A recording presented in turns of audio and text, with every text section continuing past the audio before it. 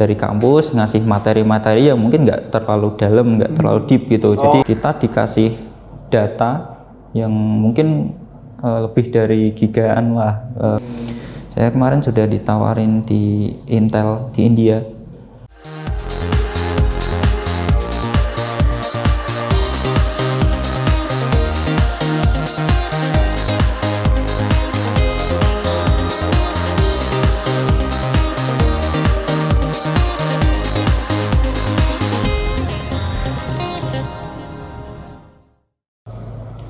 Halo, selamat datang kembali di Hack Lab Podcast bersama saya Andi Panca. Ini adalah podcast dari Hack Lab Rocks yang akan menghadirkan orang-orang pro di bidang IT atau teknologi yang akan memberikan inspirasi bagi kehidupan saya dan kehidupan kalian para rockstar semua. Oke, kali ini kita kedatangan salah satu seorang founder dan CEO dari L Creative On, Mas Arjun Wibowo. Halo Mas, apa kabar? Ya, halo. Bener ya Mas, tadi ya? Iya betul, dari L Creative On. Oke, L Creative On. Digital agency ya? Bisa Iya, dibilang betul. Ya? Oke, teman-teman bisa cek L Creative On kalau misal pengen tahu lebih lanjut soal Mas Arjun. Dan akan kita bahas lebih detailnya di podcast kali ini. Oke, sebenarnya aku tertarik banget kalau misal ada narasumber yang istilahnya background-nya non-IT. Dan kebetulan Mas Arjun background pendidikannya adalah statistika. Iya. Benar ya? Oke. Mungkin mau tak bahas dari gimana ceritanya statistika ke istilahnya terjun di bidang IT teknologi. Oke. Sebelumnya kenalin, aku Arjun Mas, CEO dari L Creative On, spesialis creative branding digital agency di Yogyakarta. Nah, saya kuliah di statistik UII. Nah, di sana kita belajar ilmu-ilmu statistik. Untuk di tahap-tahap awal kita belajar dasar-dasar tentang statistik lah. Kemudian ketika sudah memasuki beberapa semester gitu, nah gitu mulai ada pengenalan kayak cerita-cerita dari alumni-alumni. Ternyata mereka kerjanya itu malah kadang nggak menggunakan ilmu-ilmu yang didapat di kampus gitu. Jadi mereka kayak seperti nge-explore materi sendiri kayak gitu. Itu penting banget sih. Iya, betul. Nah, di sana ternyata udah mulai masuk di era big data juga gitu. Jadi mereka mau nggak mau juga belajar yang tentang IT ya, otomatis tentang digital gitu sih. 4.0 ya, big data dan lain sebagainya. Iya.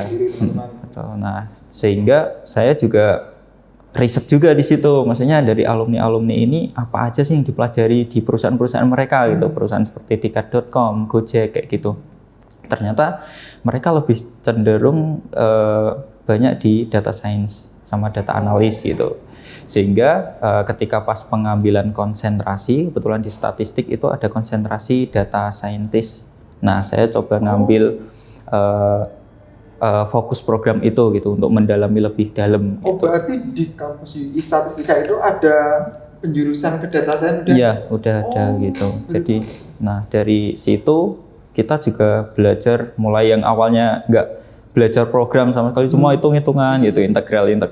Nah, kita coba untuk mulai nge-develop program gitu, menggunakan analisis menggunakan software R, Python. Dari kampus itu dapat itu, Mas? Iya, gitu. Nah, dari kampus ngasih materi-materi yang mungkin nggak terlalu dalam, nggak terlalu deep gitu. Jadi kita nge-explore di luar gitu, kita buat kayak seperti komunitas kecil-kecilan, ada event-event lomba kita ikut, terus ya gitu buat program-program kayak gitu. Oke. Ya sebenarnya Mas tetap masih berhubungan sih ya, gitu antara statistika sama data science gitu. Dan tak cek ternyata mediumnya Mas Arjun ini emang bahasa ini menurutku lebih ke teknikal sih sebenarnya, Mas. Gitu. Aku pun sebenarnya juga dari anak statistika, tapi mediumnya isinya kayak gini menurutku itu wah. Gitu. Kalau belajarnya sendiri, Mas, kan tadi istilahnya kalau di kampus ya emang ya untungnya di UI dikasih ya, jadi ada pengenalan, tapi kan untuk yang benar-benar di lapangan untuk kerjanya kebutuhannya seperti apa kan harus kita explore lebih dalam lagi. Betul. Itu belajarnya Mas Arjun gimana? Oke. Tadi otodidak sendiri. Nah, kalau belajar yang pertama, pas saya sebelum lulus itu saya ya riset kecil-kecilan gitu loh Mas. Maksudnya ketika nanti saya lulus tuh pengen masuk kemana gitu, mau masuk di perusahaan apa, sehingga aku tahu maksudnya yang dibutuhin tuh ternyata ilmu-ilmu tentang ini. Nah, ilmu-ilmu tentang data scientist itu kita dapat dari mana gitu. Nah, salah satunya bisa dari GitHub, bisa dari Medium, kemudian bisa juga dari Rasa sih punya GitHub ya guys. Wow. Nah, kita juga ibaratnya secara tidak langsung juga belajar programming gitu, yang mungkin lebih expertnya di ilmu teknologi ya, maksudnya IT yang lebih profesional untuk programming gitu. Tapi kita secara tidak langsung kita juga belajar di sana juga gitu. Selain itu kita juga perlu belajar dari orang-orang yang sudah berpengalaman di bidangnya gitu. Itu penting banget karena untuk menghindari kesalahan-kesalahan yang udah pernah ada gitu. Gitu sih. Mungkin bisa dari alumni, bisa dari kakak tingkat, ataupun dari dosen, ataupun orang-orang yang udah expert. Oh iya. Nah, berarti kan sempat buat istilahnya mencari lah kira-kira apa nih buat kedepannya mau apa. Nah, akhirnya apa nih yang membuat Mas Arjun akhirnya oke, aku mau ke data science aja. Ya, kalau tujuan utama saya setelah lulus awalnya gitu, sebelum ada sesuatu yang mengharuskan saya untuk bisnis gitu. Saya ingin kerja di perusahaan yang terbesar lah, mungkin di Jakarta, mungkin seperti startup yang mungkin udah unicorn. Karena waktu itu lagi ini ya. Iya. Nah, karena startup gitu, betul. Kerja di sana gitu. Saya pengen kerja di sana gitu buat belajar sih, maksudnya tetap belajar gitu di sana. Gitu sih, sehingga mau nggak mau ilmu yang cocok untuk masuk ke sana itu data science ataupun konsentrasi data science gitu. Nah, kebetulan di skripsi saya juga belajar tentang object detection gitu. Nah, di sana ketika saya belajar tentang object detection itu belajar banyak hal, mulai dari metode seperti neural network, convolutional neural network. Nah, itu yang saya pelajari sekarang, Mas. Nah, ada deep learning, kemudian juga ada fungsi-fungsi aktivasi, terus kemudian ada ngedevelop program, ada software-software seperti TensorFlow juga kita pakai, terus Python. Nah, itu kita yang sekarang data-data yang digunakan untuk proses analisis di object detection itu nggak hanya data berupa angka, huruf atau apa, tapi yang dipakai data-data gambar dan data-data video gitu. Wow. Gitu, Mas. Oke. Wah, gitu ya. Ternyata apa yang sekarang saya sedang kerjakan itu juga dipelajari Mas Arjun. Keren sih ya. Mungkin karena waktu itu mungkin baru ya itu sih boomingnya teknologi industri 4.0 dan teman-teman Mas waktu itu kalau misal mau lulus juga cari kira-kira apa nih kedepannya yang kira-kira bisa nih karir kedepannya gitu. Oke, kalau selama kuliah gitu apakah pernah ikut perlombaan gitu? Oke, sebelumnya pernah ikut sih Mas. Jadi ya ada beberapa lomba yang berkaitan dengan teknologi dulu. Teknologi juga ya? Iya, berkaitan teknologi. Teknologi juga ya? Iya, teknologi yaitu Gemastik dulu, lomba teknologi di ITS Surabaya gitu. Nah, ada proses seleksi dan alhamdulillah kita lolos final. Jadi nanti di sana juga masih ada proses seleksi lagi untuk tahap final di sana. Nah, di sana juga perlombaannya tentang data mining, big data. Kita dikasih data yang mungkin lebih dari gigaan lah, beberapa giga itu. Nah, di sana kita diminta buat analisis insight apa yang bisa kita ambil dari data itu. Nah, gitu. Jadi dari sekian banyak variabel itu, dari sekian banyak angka-angka itu nggak semua kita ambil gitu. Jadi yang kita ambil yang emang digunakan untuk studi kasus tertentu gitu. Jadi biar kita untuk analisisnya juga efektif dan tepat sasaran. Gitu ya? Betul. Jadi problemnya apa, kita ambilnya yang mana. Ya, gitu. Ya itulah sedikit gambaran soal apa yang ditekuni Mas Arjun sekarang ya. Ya. Oke, nah setelah statistika dan mulai interest ke bidang teknologi, bidang data science, Python dan lain sebagainya. Nah, setelah lulus akhirnya Mas Arjun kerja di mana? Kalau kebetulan sebelum lulus saya udah mulai berwirausaha ya Mas. Jadi karena pas waktu kuliah juga ada mulai akhir-akhir semester udah nggak dibiayai orang tua lagi. Jadi udah mulai berwirausaha, jualan-jualan apa yang bisa dijual dulu. Jadi benar-benar survive dulu di Jogja gitu karena benar-benar udah biaya mandiri lah intinya.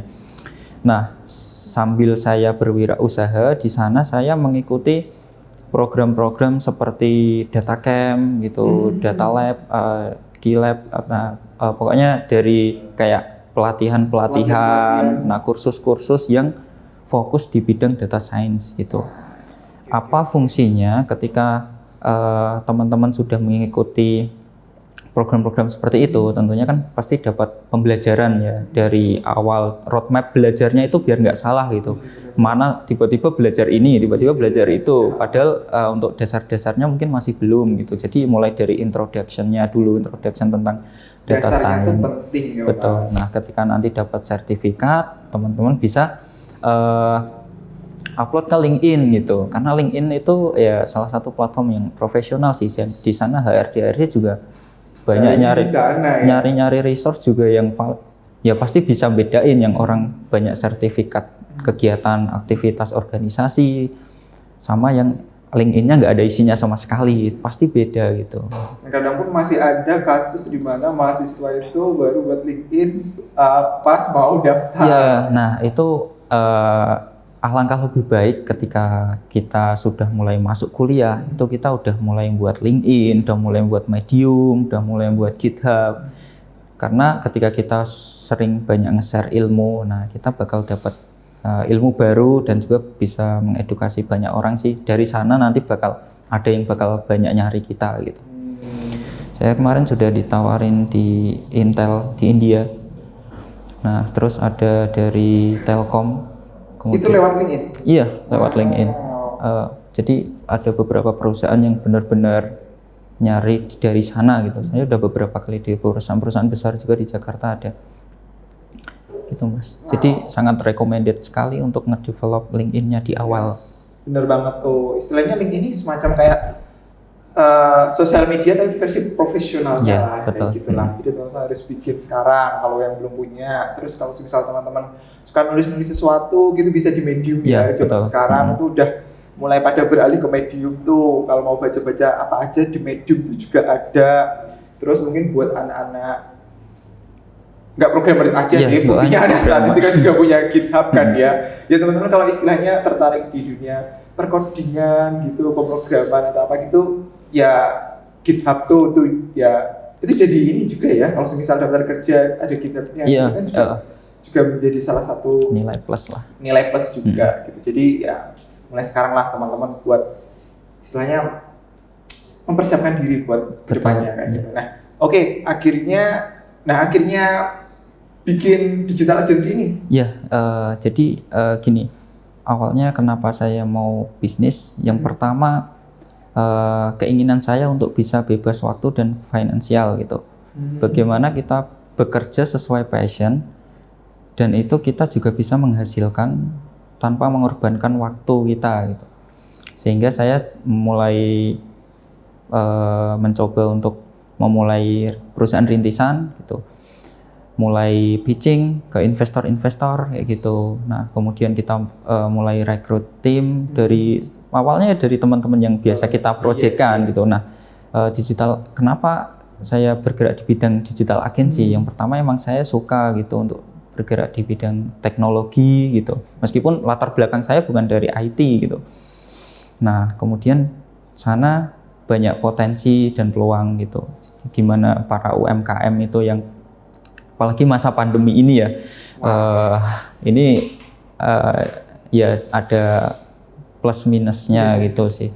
Yang jelas mulai dari digitalisasi mereka itu akan membantu banyak pihak gitu. Karena ketika para UMKM pebisnis itu berkembang gitu melalui digital branding, Nah, itu mereka juga akan bermanfaat buat banyak orang gitu.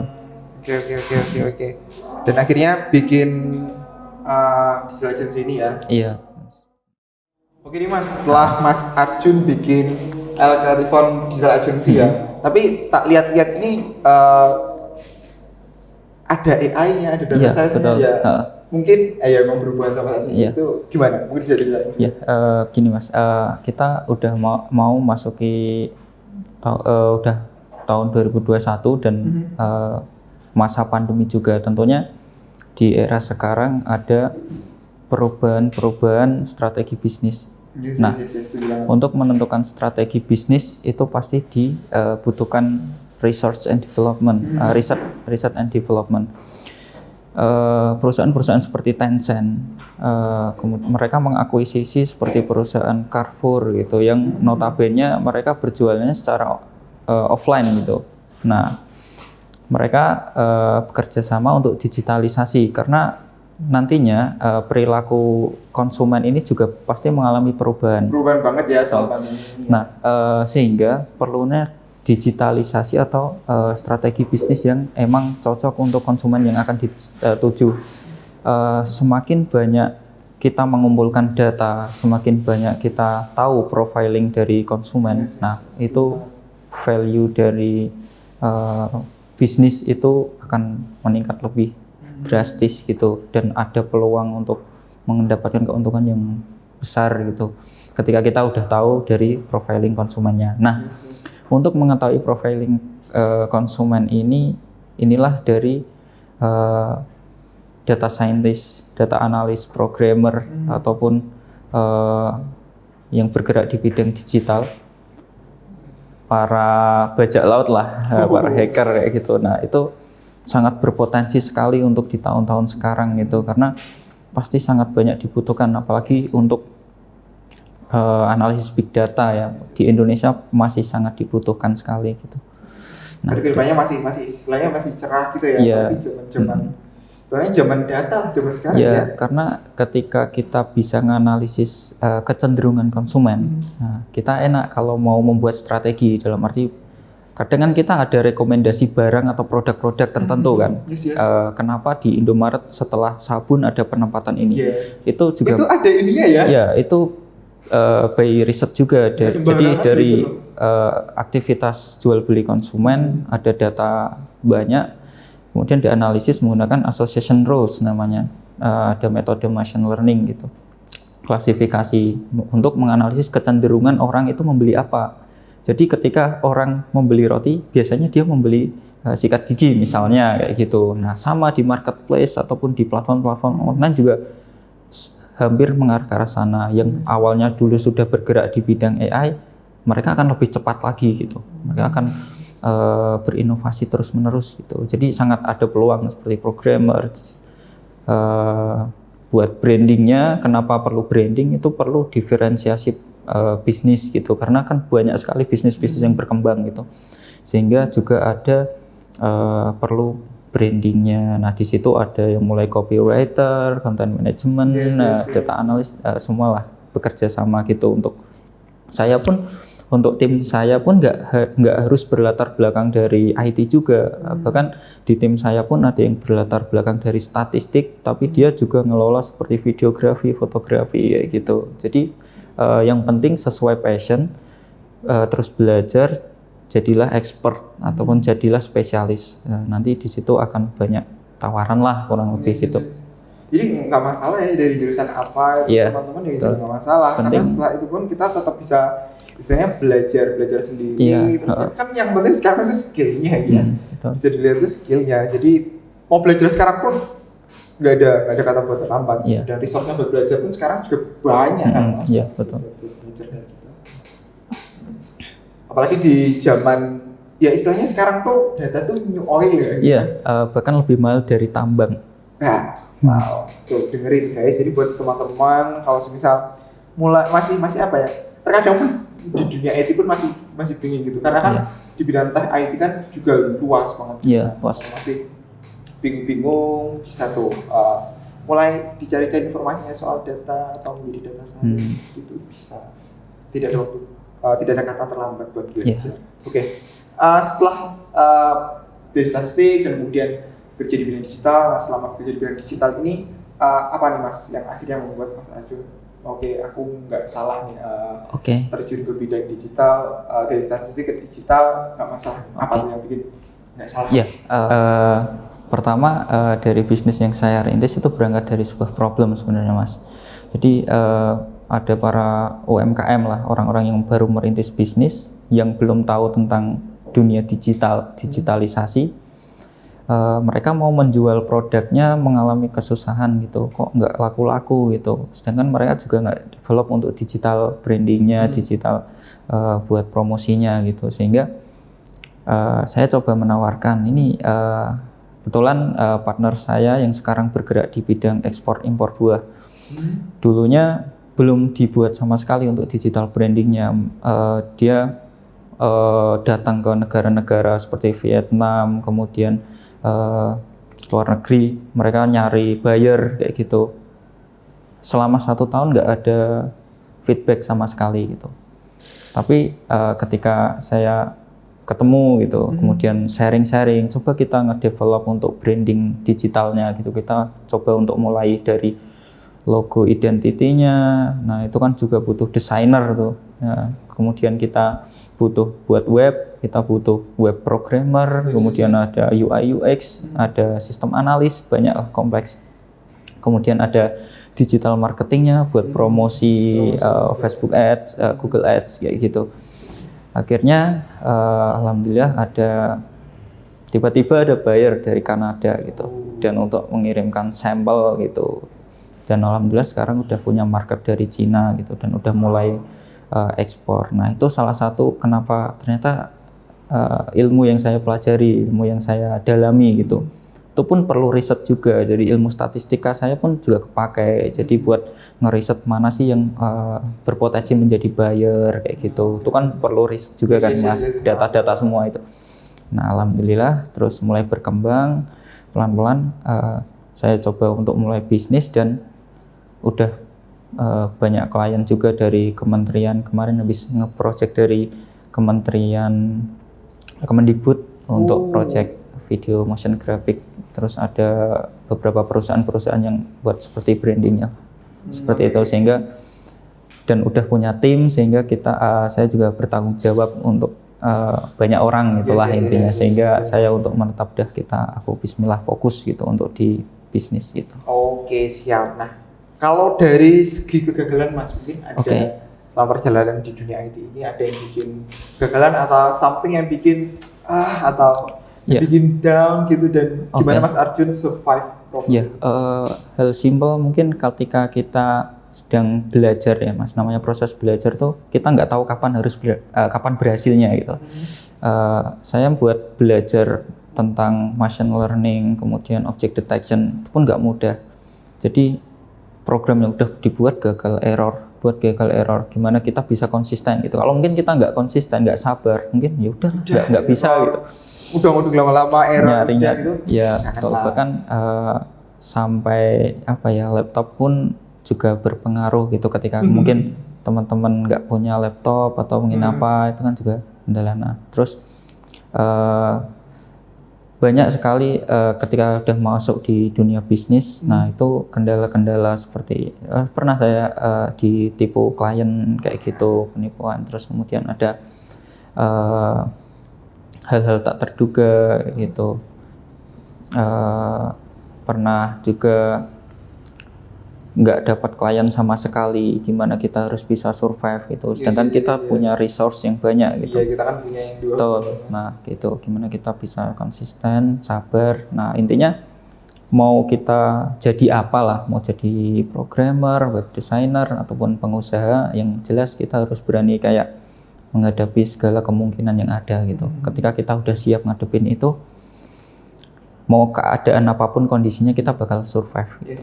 Ya, untuk belajar hal-hal tentang data itu pun perlu kemauan juga gitu. Iya sih. Oke, sip, mantap sekali. Mungkin yang terakhir nih, apa yang kita tunggu, yang bisa kita tunggu dari Mas Arjun, mungkin apa rencana ke depan, plan ke depannya? Kalau rencana dari Saya kebetulan ini udah masuk di 5.0 ya mau ya. Nah, iya, dan benar. kebetulan kami udah mulai ngedevelop produk tentang object detection, face recognition untuk deteksi objek. Yes. Salah satunya yang ekspor buah salak ini kita coba ngedevelop gimana bisa mendeteksi buah salak ini yang layak sama tidak layak ekspor sama yang tidak layak ekspor. Karena mereka ada permasalahan ketika buah ini nggak layak ekspor, kemudian sampai kepada buyer di luar negeri, mungkin ada lalat buah atau mungkin ada apa, nah itu akan menimbulkan ketidakpercayaan buyer atau mungkin cancel ya. Nah itu, jadi itu adalah problem dan kita coba menawarkan solusi gitu. Karena dan semuanya itu berawal dari problem. Iya betul. Nah sehingga pelan-pelan coba untuk memperbesar perusahaan yang saya rintis, kemudian mulai berfokus di bidang artificial intelligence. Oke, sip, mantap sekali. Thank you banget Mas Arjun sudah datang, udah sharing ke kita gimana perjalanan Mas Arjun dari anak statistik sekarang akhirnya berbisnis di bidang teknologi, di bidang AI, di bidang data science gitu. Harapannya sih teman-teman bakal dapat apa ya, masukan, insight, bisa diambil pelajaran dari apa yang kita obrolin hari ini. Thank you banget juga buat teman-teman yang udah nyaksiin podcast ini sampai akhir. Buat teman-teman kalau semisal ada request narasumber bisa drop di kolom komentar di bawah. Jangan lupa juga cek Instagram kita @hacklab.rocks maupun website kita di hacklab.rocks juga, karena bakal ada banyak event-event keren lainnya yang bisa kalian tunggu. Mungkin itu untuk podcast kali ini. Sampai jumpa di podcast selanjutnya. Sampai jumpa.